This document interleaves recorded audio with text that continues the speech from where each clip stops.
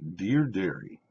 So obviously, I'm not only I'm back on my webcam, I'm back at the house. But I just came home to record this, and I'll go right back as soon as I'm done uploading it. And blah blah blah blah blah. Now today, it was just dog sitting stuff. I took Bray over to the dog park, and there was of course there's a huge Bernese Mountain Dog there, whose name, fittingly enough, was Harry. But it wasn't Harry, it was Harry, Harry. But everybody thought he was Harry, Hairy. Anyway, just horribly, horribly unsocialized dog, incredibly just vicious, kept coming over and sitting on my feet and leaning back up against my legs and going just awful. Just an absolute just crack whore for scritches and attention, and just a horrible person. And I love that dog. Meanwhile, the border collie that I'm dog sitting is spending all of her time trying to either herd all the smaller dogs or the children that are running around the dog park. And I'm sitting there living in terror that she's going to nip at one of them to try to get them to stop running. Fortunately, the kids who were there, they also have a border collie, but he's all black. His name was Slate, and so they knew exactly what she was doing, and everything was fine. So I wasn't that worried anymore. So yeah, I made turkey breast tenderloin and vegetable stir fry today for dinner. Well, for lunch, really. I'll probably have the rest of it for breakfast tomorrow. I'll just throw in some eggs or something.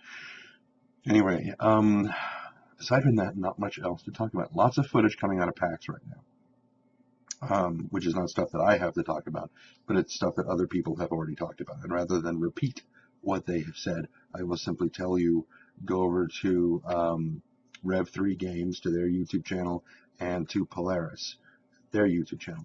Those two channels should get you a lot of the footage from PAX and what is going on right now. Also check out Jeremy Johns, his movie review channel, because he did kind of give us his take on what he thinks of Elder Scrolls Online and on the new Batman Arkham City thing, which sounded pretty cool.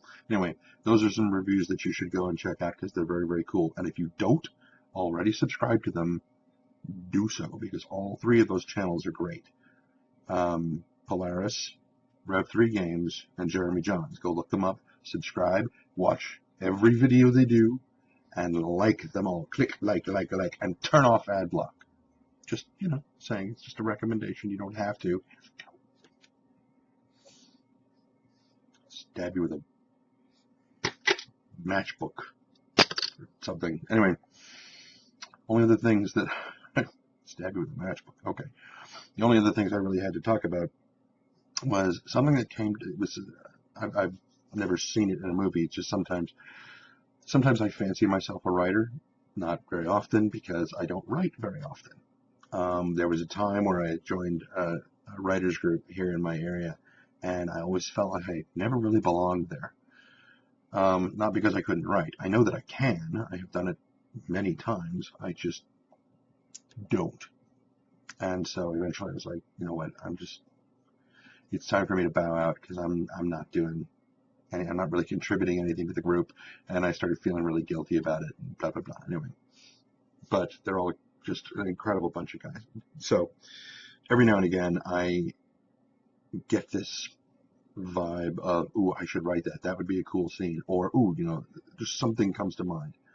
And one of the things that came to mind today, and I wrote it down so that I, could read it to you. And I think it's done in an accent. I'm not sure. Every time I read it, I hear it in this is how I hear it. And it's for those of you who like Chihuahuas, you may not find this too funny. Those of you who hate Chihuahuas, you shouldn't find this funny at all.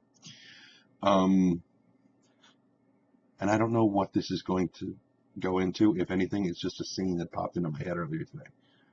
Not a scene, it's a a piece of dialogue, just a statement that some piece of somebody said. One time, he kidnapped an old lady and her dog, holding them for ransom. The Chihuahua wound up stealing one of his corn dogs, and he got so angry he fed the little bastard into a garbage disposal. Now, when I wrote that, I was like, I couldn't help picturing what, well, I suppose picturing doesn't sound like it has an auditory, aspect to it, but I couldn't help hearing, imagining what it would sound like to feed a Chihuahua into a garbage disposal. And a friend of mine also maintains that beagles sound like they're being fed into a wood chipper whenever they bark. In the process of getting ready to come over here and record this, I was on my laptop that I recorded that really crappy video last night, and I found something else that I had written quite some time ago. I believe this was when I was still, I keep pointing at it like you're going to turn and look. I think this is when I was still with the writer's group, and this might have been the result of one of the exercises that we had done. So I'll read you this one just because I read it just before I headed out and came over here, and I was like, oh, that's kind of cool. I should share that with people. This one does not come in an accent. Well, it comes in a California accent or an American accent, I guess. Anyway. The barrel was still hot in my mouth. I could taste the burnt powder of the round just fired. I had tried to keep track of where the cylinder had stopped, but it had spun too fast, buzzing instead of individual clicks. I thought I'd seen the tip of the bullet in the chamber before the barrel went into my mouth, but I couldn't remember whether it rotated clockwise or counterclockwise when the hammer was pulled back. Would it have been clockwise from my end of the gun or the other? I couldn't remember for some reason, and the tears in my eyes made it impossible to see clearly. I have no idea what that scene is about. I mean, I know that it's somebody who's being forced to play Russian roulette with a group, and somebody just lost. And it's their turn now. And there's one more bullet left in the gun. And I was like, fuck, oh my God. So that was, just a scene that was bubbling around somewhere in my head at some point. And the last thing that I have in my notes, which, no clickety. Last thing that I have in my notes, every now and again, sometimes I seem to think that I can cook, which I can. I am not a chef, but I can cook. Maybe not well, but I can always make ramen smell really good. It's packaged Nissan ramen, top ramen. I can make that smell really good. But then it's kind of like, as I was telling my housemates the other day, it's like my stone soup recipe. And if you've never read I don't remember if it was an Aesop's fable or not. The story is called Stone Soup, and you can look it up. It's out there somewhere. Anyway, so ramen is kind of my stone soup. It's this baseline stuff, and then I just start adding stuff to it until it gets pretty good. But what had come to mind was if you take beef tallow or marrow, and it doesn't have to be beef, it could be marrow from anything really, but you were to kind of pulverize it and smash it and just turn it into a paste, basically, and then lay it out really, really thin and slice it so that it basically looks like strips, and somehow manage to scrape it up so that it's strips, and then like you do it up like bacon almost. The end result that I'm going for is something that looks almost like a bacon strip. It's kind of like this decorative thing. I keep seeing it on top of ice cream, which bacon and ice cream is really damn good, so don't look at me like that.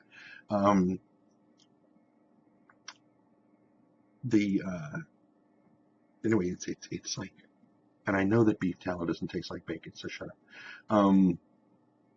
But strips of it that are like fried crispy, and they're not necessarily fried, but something is done to make them that when you take a bite of one, it's crispy, but as soon as it like hits your saliva, it gets on your tongue, it just liquefies.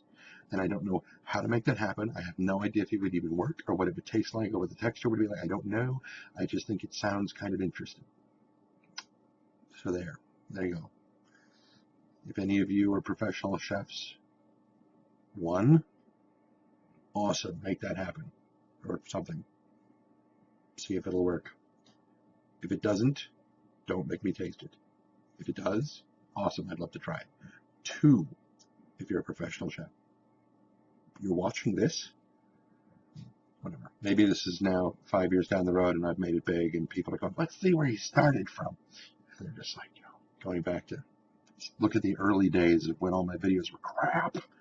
That's like whenever I go back and I listen to my early WoW audiobooks and I was recording it on like a Logitech headset.